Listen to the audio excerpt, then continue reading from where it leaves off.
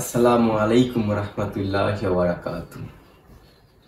আচ্ছা, তো আজকে ভিডিওতে আসার পিছনে কারণ হচ্ছে রমজান মাস এক নম্বরে। আর এই যে রমজান মাসেও দেখেন টিকটকে ঢুকলে এই টাইপের ভিডিও পাওয়া যায়। আমি একটু দেখাই।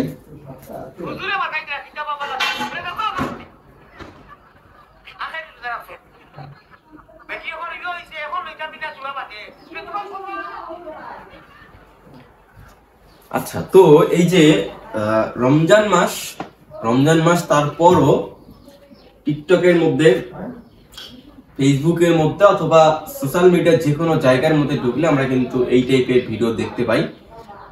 তো এই সম্পর্কে আমি একটু কথা বলবো। আমার সঙ্গী, আমার কন্টেন্ট ক্রিয়েটর, আমার মতোই আমার সাথে কাজ করা আমারই পাবলিক রাফি, তার নাম হচ্ছে রাফি। তার সাথে আমি কথা বলবো যে এই যে এরকম দেখতে পাচ্ছি আমরা অনলাইন জগতে, আমরা এরকম দেখতে পাচ্ছি, এই সম্পর্কে একটু বলো যে আসলে এগুলো কি হচ্ছে আসলে বাংলাদেশের মধ্যে।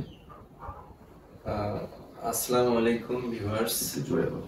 আসসালামু আলাইকুম ভিউয়ার্স, সবাইকে শুভেচ্ছা রমজান মাসের। তো এই যে মসজিদের মধ্যে যে ভিডিওগুলো তৈরি করতেছে কন্টেন্ট ক্রিয়েটররা, এটা আসলেই এটা কাম্য নয়, সব কারো কাছেই কাম্য নয়। কারণ মসজিদের মতো একটি পবিত্র স্থানে এইসব ভিডিও তৈরি করা, আল্লাহর ঘরে যে এইসব ভিডিও তৈরি করা। একটা ভিডিও দেখলাম যে একটা ছেলে আর একটা ছেলে পা ধরে নাচানাচি করতেছে।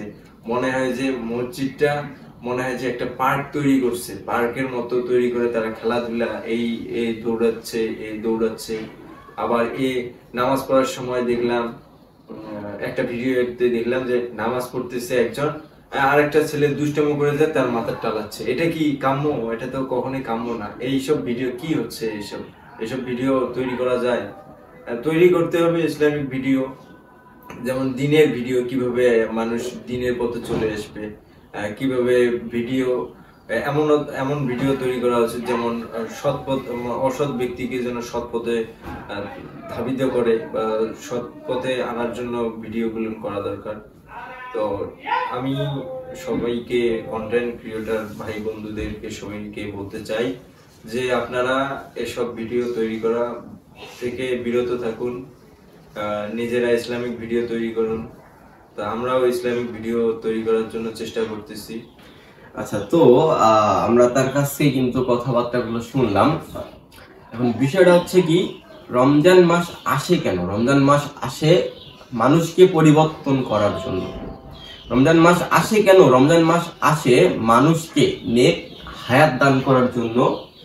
নেক হায়াত দান করার জন্যই কিন্তু মূলত রমজান মাস আসে। এই রমজান মাসে রোজা থেকে তাহলে আপনাদের কোনো কিন্তু লাভ নেই যদি আপনারা এই সকল কাজকর্মে লিপ্ত হয়ে থাকেন।